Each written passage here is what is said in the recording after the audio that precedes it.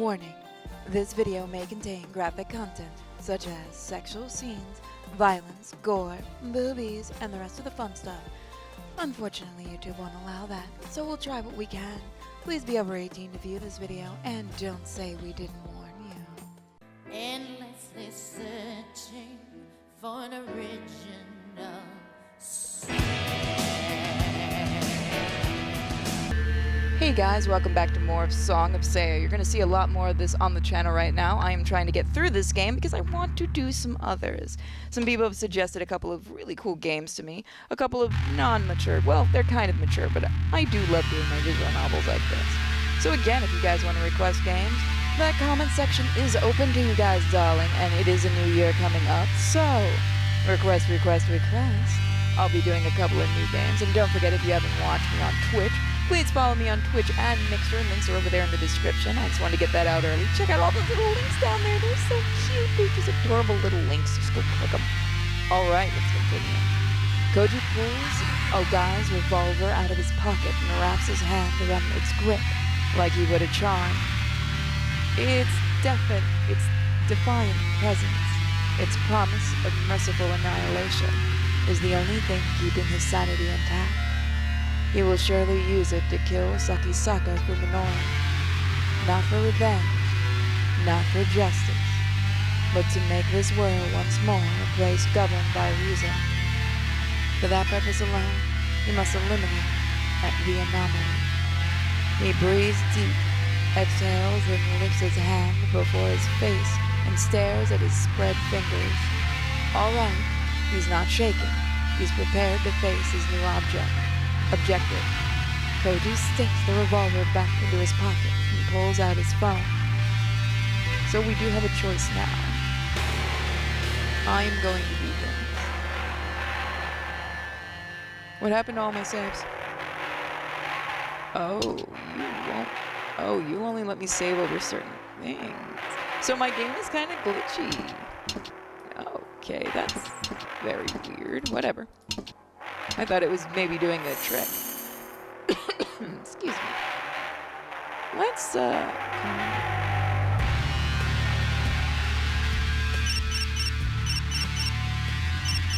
ringing of his cell phone interrupts Ryuko's labors. When she sees that the caller is Tonho Koji, she unwittingly breathes a sigh of relief. Tambo da. どうした?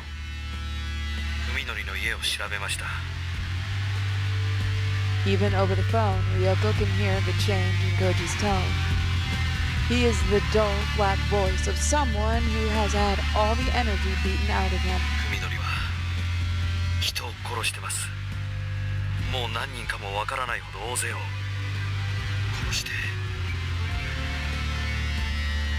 His first step into Ryuko's world has already brought him face to face with something particularly gruesome. In consideration of his probable state of mind, she decides to say nothing.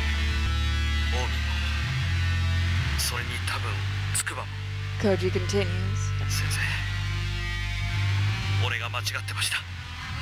君は生きているうちにこの電話をかけてきたんだから、まだ致命的な間違いを犯したわけじゃない。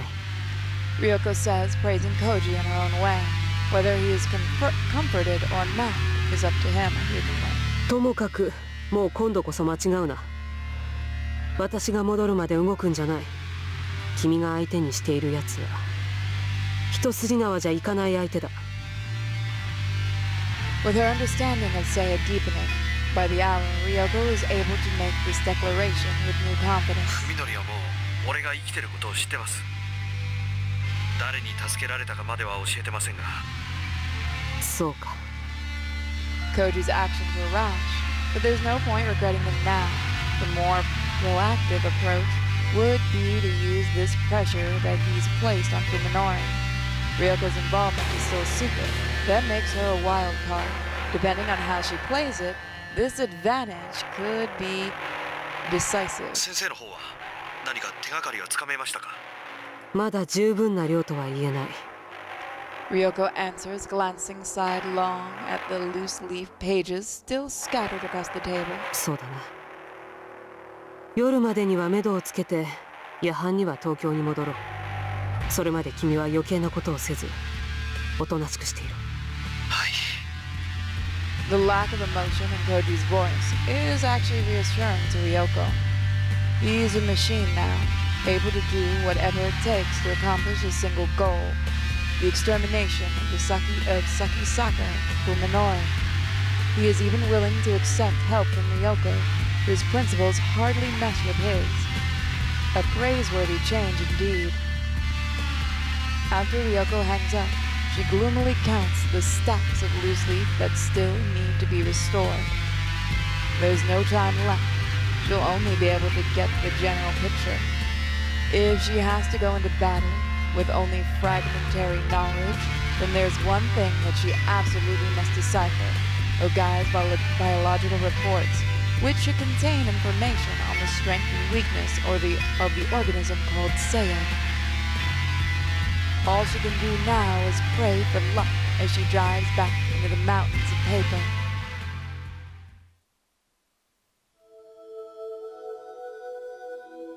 Today was the first time I've driven since my accident last summer. The proposition was always too dangerous to consider given my inability to recognize roads and cars. Things have changed, however, in the 3 months I've had to adapt to my condition. I know that cars and pedestrians look like now, and even though I can't exactly see colors, I've learned to decipher lights and turn signals. I still can't read street signs, of course. Nevertheless, I managed to make it safely to our destination with Seiya and Yo in the back seat. It was Seiya who came up with the idea for our new hideout, an abandoned building she discovered while living with Dr. Ogai. In these hilly suburban residential areas, it's not hard to find thick patches of undeveloped forest just off the beaten path. Seiya's old playground is located in one such secluded area, unaffected by the flow of everyday life. It used to be a privately operated sanatorium hidden among the silent trees. After the owners went bankrupt, it remained unsold and was eventually forgotten. It's actually really nice looking. After I left Seiya and Yo at the hideout, I returned to town to make some preparations. Now I'm finally back at our new refuge. I liked this ruin from the moment I saw it. The mountains of construction materials and garbage littered the front yard, forming a serviceable barricade. This place looks even less likely to receive unwanted attention than our house. Since my brain sees humans as revolting monsters, places they've been tend to sink or seem covered in filth, slime. Ruins like these, long empty of life, are places I find the most restful. ただいま。 I call out to let them know I'm not a stranger, then I go down to the basement where they're hiding. おかえりなさい。車平気だった？もう全然問題ない。一方通行の標識もどういうのか分かったし、スピードさえ出さなければどこを走っても大丈夫だよ。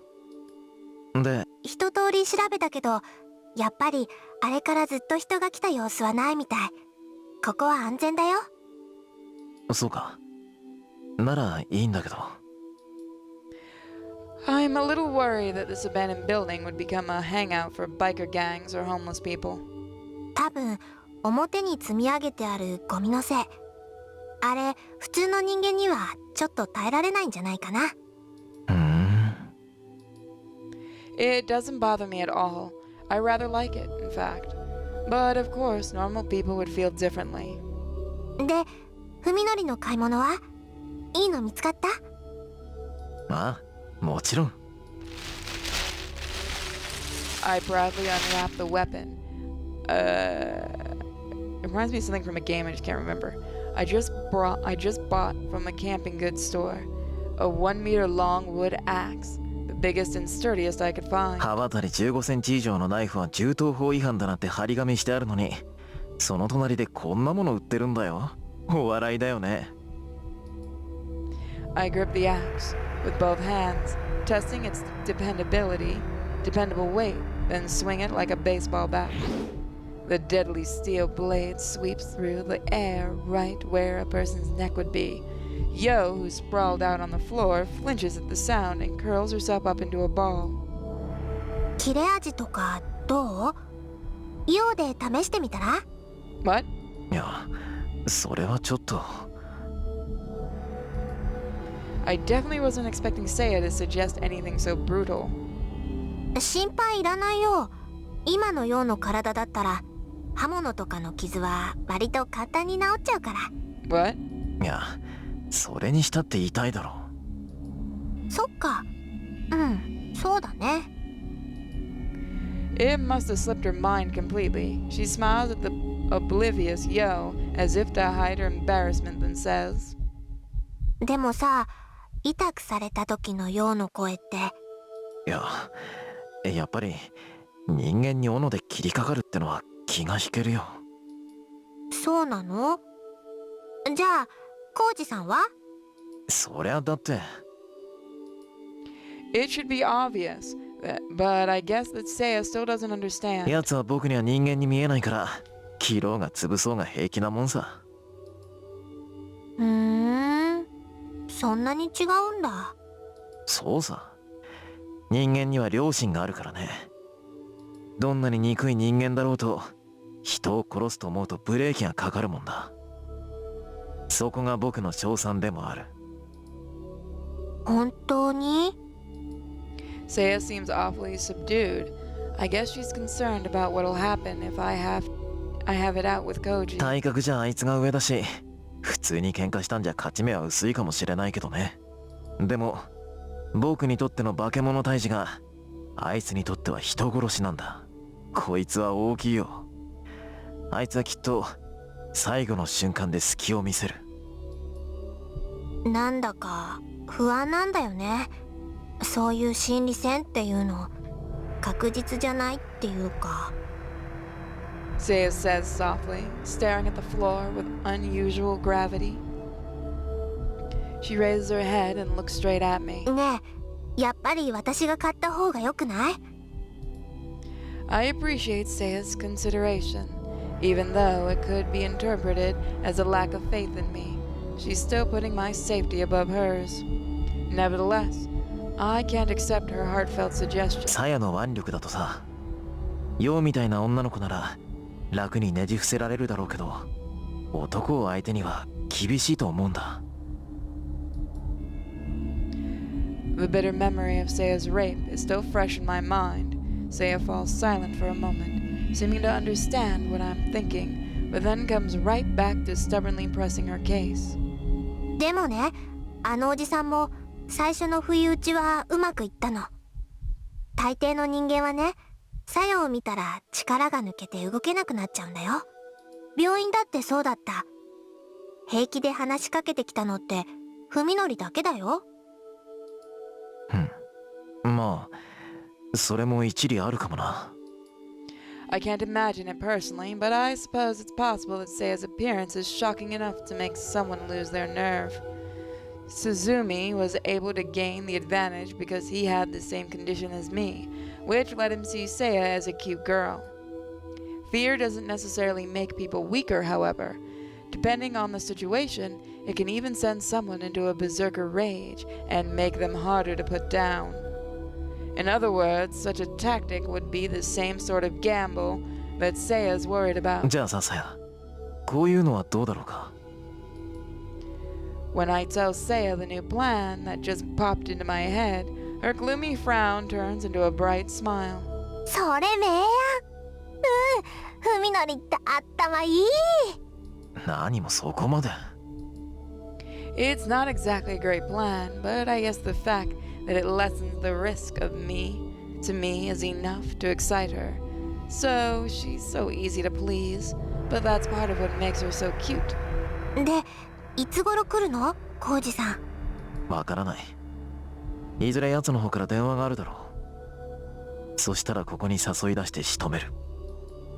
Koji will come. I know that he won't leave us alone. We could just keep running now that we've started, but I want to eliminate Koji as soon as possible. Therefore, when he contacts me, I intend to meet with him, unless it's an obvious trap. せっかく人間一人分の肉が仕入れられるのに、ここだと腐らせちゃうね。冷蔵庫ないし。他の動物を誘う餌にできないか？野良猫とかカラスをおびき寄せてさ。それ危ないよ。万が一取り逃した時、よそに持っていかれて他人に見つかったら大騒ぎになるよ。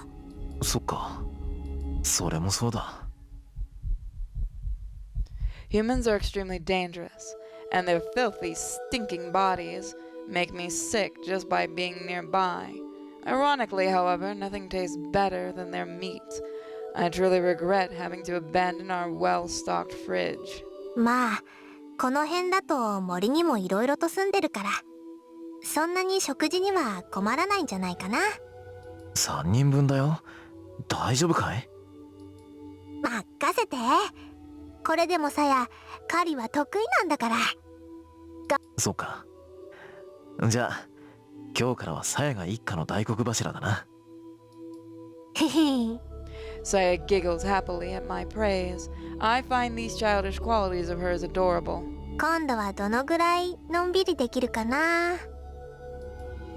Because of the casual way she says it, I almost miss the emptiness to which her questions lead. どのぐらいかな。Saya's right. This won't last forever. No matter how far this hideout might seem, we will have to abandon it eventually. The slightest mistake could put our lives together in jeopardy, just like when I failed to silence Koji. Some dumb kids might decide that this old ruin is a good place to test their courage, or this land might be targeted by new developments. In order to be together with Saya, I have chosen to live apart from society. We will never find lasting peace in this world teeming with humans, not unless we can somehow escape from it. 長い旅だと思えばいいさ。I pull Saya into my arms and hold my hands around her slender shoulders and whisper. どうせ人生なんて旅みたいなものなんだ。永遠に変わらない場所なんてない。時の流れを見送るか、自分自身が流れていくか、それだけの違いだよ。そうだよね。Saya smiles softly, perhaps in resignation, perhaps in sadness. Either way, there is peace and contentment in her expression. それでも一人ぼっちじゃないし、だからさやは寂しくなんかないよ。ああ。I have no regrets. As long as I can hold Saya in my arms, I will gladly pay any price. それにね、She adds brightly, trying to cheer me up. いつかは私たちが人目を忍んで暮らさなくてもよくなる日がきっと来るよ。それは約束してあげるから。It sounds like a fairy tale, but for some reason she seems absolutely certain. それは明日かもしれないし、ずっと先のことかもしれない。いつ印が来るのか私にもわからないの。ほんのちょっぴり怖いんだけどね。I have no idea what Saya's prophetic words mean, but this isn't the first time that she's said or done something mysterious. She's performed any number of miracles already. 僕らにも希望があるのかい？She says with a cheerful nod. きっとそれがさやが文則に送ってあげられる最後のプレゼント。さやの最初で最後の務め。The hands of his watch move with agonizing slowness, as though counting down to the end of the world. In the hours since contacting Ryuko, Koji went back to his apartment, showered, changed clothes, and even had his first full meal in days. He wanted to take a nap, knowing that he needed to rest, but no matter how hard he tried, sleeping never came. Forcing himself to relax only made his nerves cold and sharper. With nothing else to do, he decides to wander the city until nightfall. Downtown Tokyo is bustling, surrounded by smiling pedestrians, bright lights, and windows decorated early for Christmas. He feels as if all the happiness in the world has been gathered in this very place. Koji takes it all in, burning it into his memory like it's the last thing he'll ever see. Is the world so beautiful because of the horrors that lurk in its shadows? The glow of the city can no longer warm him. Perhaps that is why it seems so precious. Koji watches the city for hours. It feels unreachable, distant, like reading the obituary of someone you loved long ago. His phone rings at 8 p.m. It's Ryuko. Their conversation is short. She hangs up as soon as they decide where to meet. And so ends Tona Koji's final night of peace. Things are starting to amp up. Ryuko arrives at the diner at 1 a.m., 1 hour later than agreed upon. She has a heavy-looking duffel bag under her arm. Koji doesn't feel like asking what the bulges represent. すまんね。いろいろと準備に手間取った。Ryuko doesn't sound all that apologetic, but Koji decides to just nod expressionlessly. Only a few tables are filled in this hour, like lonely islands in the midst of the vast restaurant. After sending the bleary-eyed waitress away with an order of 2 coffees, Koji and Ryuko are left all alone in the corner of the dining area. で、調べ物は終わりましたか? Koji asks bluntly, while sipping dutifully at his third cup of watery, tasteless coffee. 待たせただけの甲斐はあると思いたいね。何分確証を得るまでには至ってないんだが。文則も相当じれてると思います。こちらから連絡すると言ったきり、丸1日放置してますからね。そんなにも彼は君との接触を意識してるのか？サヤっていう名前には露骨なほど反応してました。In the silence that follows, Koji tries to soothe his parched throat with another mouthful of weak coffee. そうか。や Ryuko はりサヤ mutters. なのか。It's obvious that her grimace isn't for the coffee. 今なら丹保先生はもう答えを知ってるんですね。 Koji asks, サヤというのが何なのか。 his tone almost confrontational. Ryuko tries to ignore Koji's question by nursing her coffee, but that only works until the cup is empty. Staring at the brown stain at the bottom of her cup, Ryuko says, her voice hard and flat. 君は私の忠告を無視した愚か者なわけだが、もう一度だけ証拠りもなく言わせてほしい。殿君、君は手を引いて全てを忘れるべきだ。証拠りもないですね。 Koji replies, smiling bitterly instead of glaring at her like he did before. 俺がまだ先生や文則とは境界線を挟んだ反対側にいるとでも？君はまだ一番致命的なものまでは見ていない。君にとってこの事件は無二の親友がいきなり正気を失ってに目覚めたっていうただそれだけの内容なんだろ。 Ryuko continues with disparaging smirk. That's all. The things that Fuminori has done are so horrifying that Koji's only recourse, his only hope of coping, is to kill the man who was once his friend. Yet, despite that, Ryuko makes this nightmare sound like just the beginning. Koji still doesn't understand where her morbid cynicism comes from, nor does he want to. それだけじゃないとしたら、残りは先生の妄想なんじゃないですか。そう思えるならまだ君の傷は浅いってことさ。Her brisk tone says that she doesn't care whether or not Koji is satisfied with her explanation. 今ならまだ時間が君の傷を癒してくれるだろう。君は最後の一線を踏み越えていない。Koji considers Ryoko's words calmly, without letting himself get emotional like before. The final line, true, Funori is somewhere beyond that. Although Koji has gone far enough to be willing to kill Fuminori, he has no intention of eating his enemy's flesh once he's dead. That, at least, still separates the two. Then what about Ryuko? who has treated Koji like an ignorant fool ever since she saved him from the well. How close is she to Fuminori? 先生の傷は俺よりも深いと。In response to Koji's biting question, Ryoko's mocking smile turns inward. この銃はね、実家の父のものなんだ。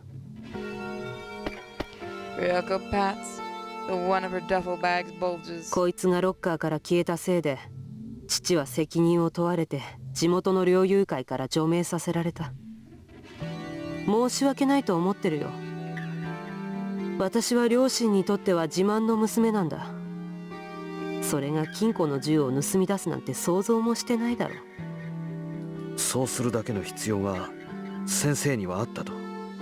いいや、全然。Her quick denial isn't what Koji was expecting. その頃にはもう鴎外のことは一見落着していた。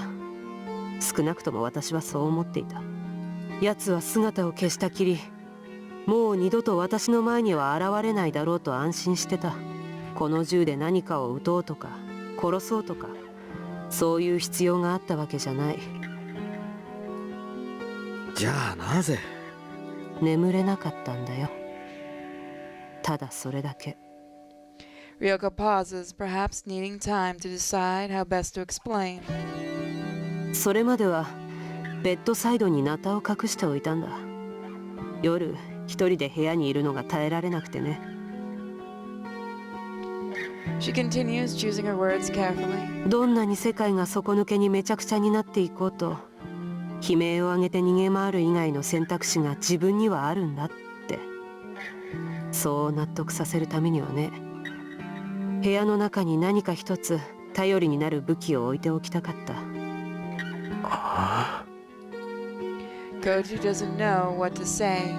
He's amazed, impressed, even that someone with such a serious case of delusional paranoia could function as one of T University's top doctors. でもそれじゃ大した効き目はなかった。安眠するにはナタじゃまだ足りなかったんだ。それで父の銃を盗んできた。こんな風に重心を詰めるとね、散弾がもっと広範囲に飛び散るようになって殺傷力が増すんだそうだ。アメリカでも重罪になる改造なんだとさ。私はそれをクローゼットの奥に突っ込んで、それでようやく眠れるようになったよ。3日に一晩ぐらいはね。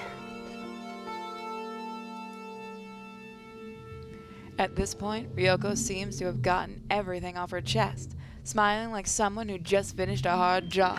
She adds, 銃はいいよ、本当に。相手に向かってぶっ放すもよし、それでダメなら自分の口に突っ込んで引き金を引くっていう選択肢もある。先生は専門家の治療を受けるべきです。端的な感想ありがとう。でもね、君だって他人事じゃなくなるよ。これ以上先に進むんならね。Koji is already doubtful that meeting with Ryuko was the right thing to do. The one thing that he and Ryuko have in common is the unwillingness to leave Fuminori to the proper authorities. Fuminori not only killed Koji's lover and friend, but even went so far as to defile their corpses. Koji isn't about to give him the chance to get off on an insanity plea. No matter what crimes he must commit, Koji will end Fuminori with his own two hands. If he doesn't, he knows that he will never sleep again. It helps to have a partner in crime, but only when that partner doesn't cause trouble. Ryuko talks big about exposing Ogai's secrets, but she might just have a head full of delusions. So, if so, Koji needs to rethink this whole thing. この先全てを先生に任せるというのなら、先生のことを信用させてください。Koji says with unflappable determination. 先生をそこまで追い詰めるほどのものが鴎外っていう男にあったという証拠を、彼が何をしでかしたのか全て俺に見せてください。そこまで言うかね。まったく。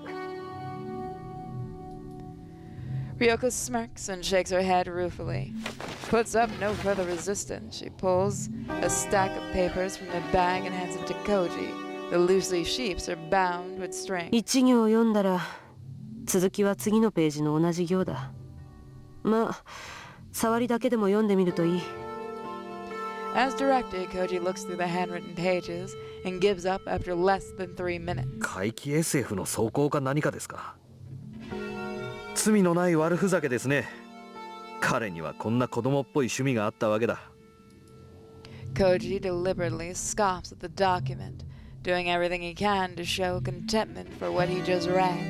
At the same time, he tries desperately not to remember the mountain of bones in Okai's bathtub and the unidentifiable smell permeating from Fuminori's house. 1年前鴎外がうちの大学に持ってきた資料もその文章と同じぐらい突拍子もないものだった。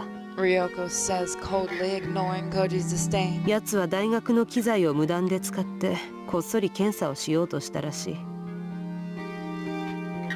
だがドジを踏んで露見した。そこから先はもう大騒ぎでね。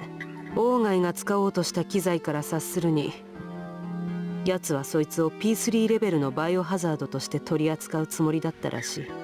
その程度の用心で十分だったのかどうかも知れたもんじゃないんだが、近隣の住民を退去させるべきだったんだが、まあそこは偉い人たちが偉い人なりに頑張って全部なかったことにしてくれたよ。